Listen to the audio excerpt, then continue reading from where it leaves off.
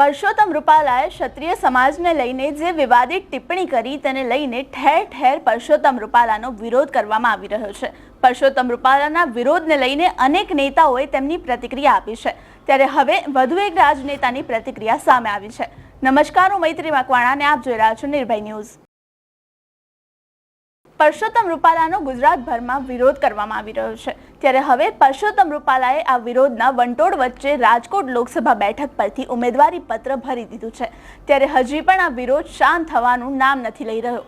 ક્ષત્રિય સમાજની સાથે અન્ય સમાજ પણ હવે પરસોત્તમ રૂપાલાના વિરોધમાં ક્ષત્રિય સમાજને સમર્થન આપી રહ્યા છે, ત્યારે હવે આ મામલે નીતિન પટેલનું એક નિવેદન સામે આવ્યું છે। નીતિન પટેલ કહી રહ્યા છે કે આજે રામનવમી છે અને ભગવાન રામ પણ ક્ષત્રિય હતા, એટલે ભગવાન રામને પ્રાર્થના છે કે ક્ષત્રિય સમાજના જે કોઈ પ્રશ્ન હોય તેનું શાંતિથી અને સારી રીતે નિરાકરણ આવે।